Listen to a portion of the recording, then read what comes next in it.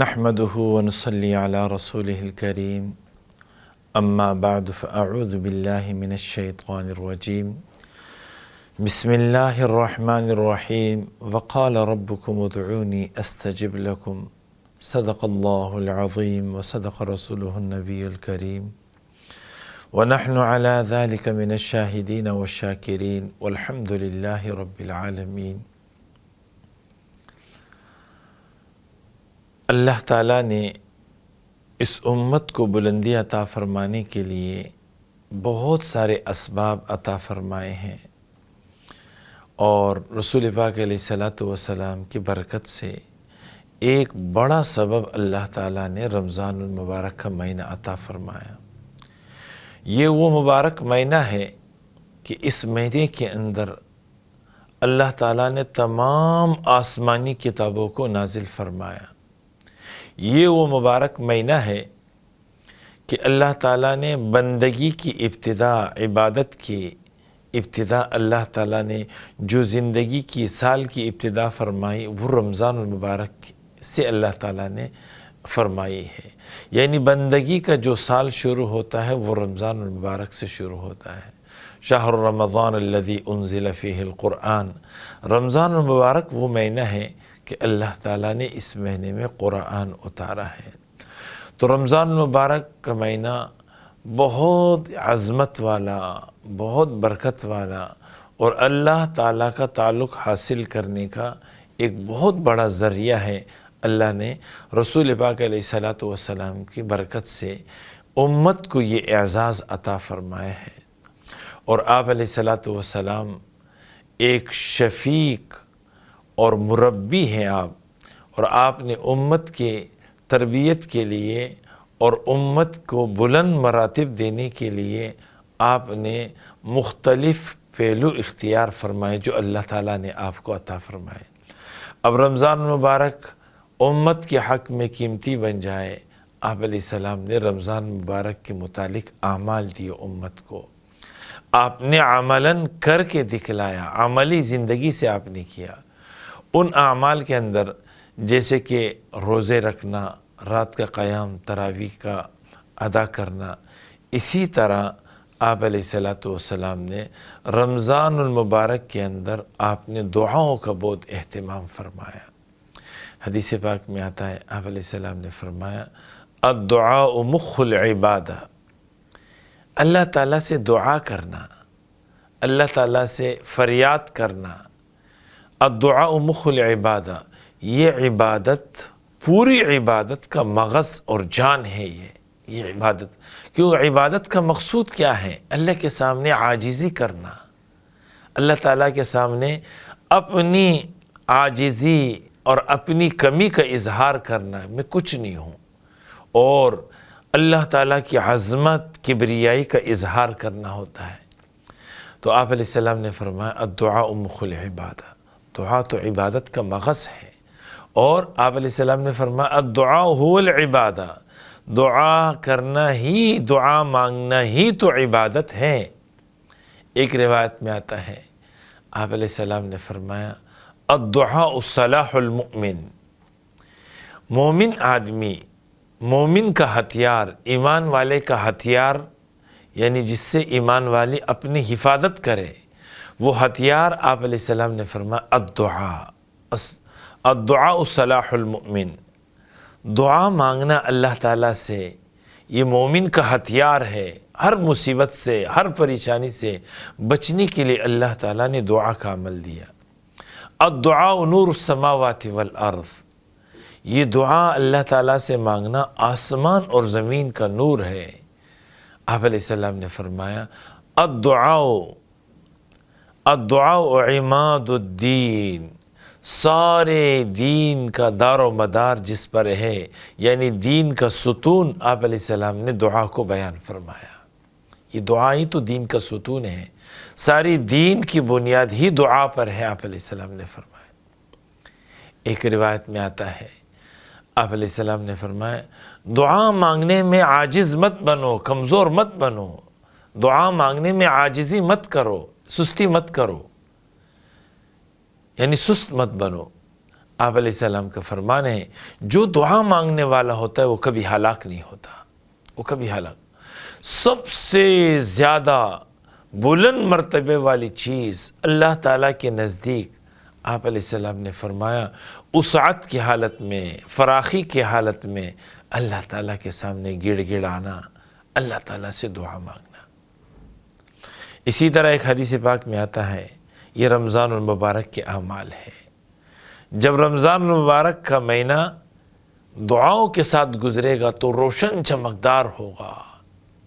جس طرح ایمان والوں کے لیے جنت کو رمضان کے لیے آراستہ کیا جاتا ہے، وہ ایمان والا اس جنت کا مستحق بنے گا، ان نعمتوں کا حقدار بنے گا جب ان اعمال کے ساتھ ہوگا۔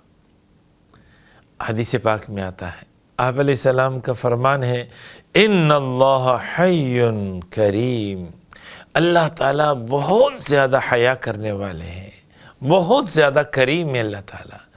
جب بندہ اللہ تعالیٰ کے سامنے ہاتھ اٹھاتا ہے، اللہ تعالیٰ کو حیا آتی ہے اس بات سے کہ ان ہاتھوں کو اللہ خالی لوٹائے۔ ان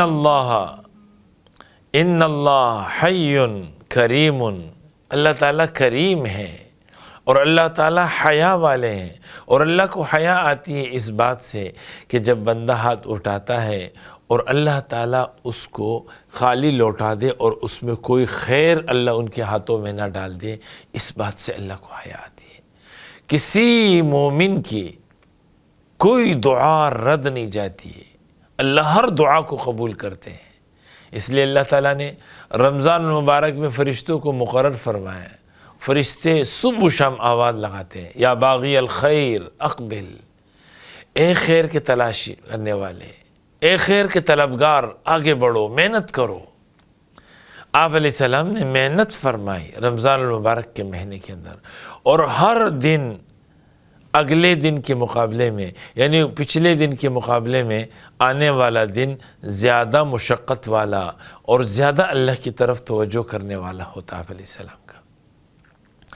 تو رمضان المبارک کے اندر دعاؤں کا اہتمام کرنا، اور پھر آپ علیہ السلام نے عمل بھی بتلایا اور پھر دعا کا طریقہ بھی بتلایا۔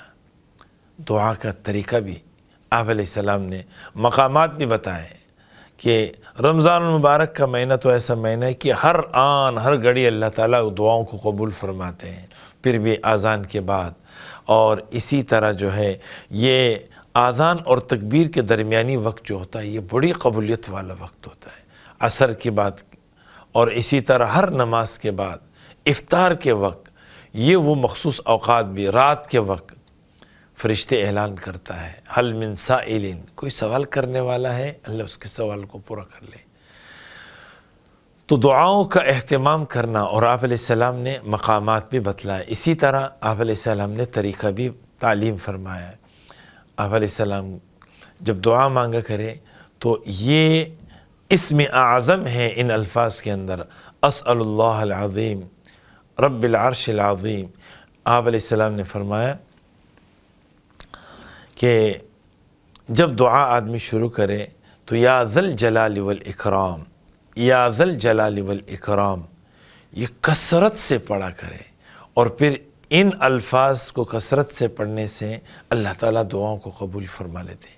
ایک صحابی آئے اور وہ کہنے لگے، حدیث پاک میں آتا ہے کہ ایک آدمی وہ کہتا ہے، یا رحمان یا رحمان یا ارحم الراحمین یا ارحم الراحمین، تو فرشتہ متوجہ ہوتا ہے اس کی طرف اور کہتے ہیں، اے بندے اب اللہ سے مانگنا شروع کر لے۔ تو دعا کی شروع میں یا ارحم الراحمین یا ذا الجلال والاکرام، یہ وہ الفاظ ہیں کہ جن سے دعا اللہ تعالیٰ قبول فرما لیتے ہیں۔ اسی طرح الف لام میم اللہ لا الہ الا هو الحی القیوم، اسی طرح وَإِلَٰهُكُمْ إِلَٰهٌ وَاحِدٌ لَا إِلَٰهَ إِلَّا هُوَ الرَّحْمَٰنُ الرَّحِيمُ، یہ سارے اسم اعظم ہیں، ان کو دعا کی شروع میں پڑھنے سے اللہ دعاؤں کو قبول فرما لیتے ہیں۔ اسی طرح جب دعا آدمی شروع کرے تو اللہ تعالیٰ کی تعریف بیان کرے، اللہ تعالیٰ کی ثنا بیان کرے، سبحانک اللہم وبحمدک وتبارک اسمک وتعالی جدک وجل ثناؤک ولا الہ غیرک۔ ان الفاظ سے جب دعا کی شروع ہوتی ہے تو پھر اس کے بعد جو مانگا جاتا ہے اللہ تعالیٰ وہ عطا فرما دیتے ہیں۔ حضرت فاطمہ رضی اللہ عنہ آپ علیہ السلام کی بیٹی ہے، میں اس کو مختصراً بیان کرتا ہوں۔ آپ علیہ السلام کے پاس تشریف لائی اور بکریاں مانگنے کے لیے آئی کہ بھوک ہے۔ آپ علیہ السلام نے فرمایا یہ 5 بکریاں بھی کڑی ہیں، اور اس وقت جبرائیل علیہ السلام میرے پاس آئے اور انہوں نے مجھے 5 کلمات بتلائے، یا اول الاولین و یا آخر الآخرین و یا ذا القوة المتین و یا راحم المساکین و یا ارحم الراحمین۔ یہ 5 کلمات جبرائیل علیہ السلام نے بتائے، جو 3 مرتبہ ان کلمات کو دعا کے شروع میں اور دعا کے آخر میں پڑھے گا، درمیان میں جو مانگے گا اللہ وہ عطا فرما دے گا۔ تو آپ علیہ السلام نے حضرت فاطمہ سے فرمایا یہ 5 کلمات تمہیں چاہیے یا 5 بکریاں چاہیے؟ حضرت فاطمہ رضی اللہ عنہا نے عرض کیا اے اللہ کے رسول، ابا جان مجھے یہ 5 کلمات یہ عنایت فرما دیجئے۔ تو آپ علیہ السلام نے یہ 5 کلمات حضرت فاطمہ کو دے دیے تو سکھائے۔ تو ان الفاظ کے ذریعے سے جب دعا کی جاتی ہے، حدیث پاک میں آتا ہے الذ بیا ذا الجلال والاکرام، کثرت سے یا ذا الجلال والاکرام دعا میں پڑھا کرو۔ اسی طرح دعا کے اندر جب درود شریف پڑھا جاتا ہے تو دعا اللہ تعالیٰ قبول فرما دیتے ہیں اور قبولیت کے درجے تک اللہ پہنچا دیتے ہیں۔ تو رمضان المبارک قیمتی بن جائے تو اس کا بڑا عمل یہ ہے کہ ہر وقت ہم اللہ کی طرف توجہ کریں اور دعاؤں کی کثرت رکھیں۔ اللہ تعالیٰ عمل کی توفیق عطا فرمائے۔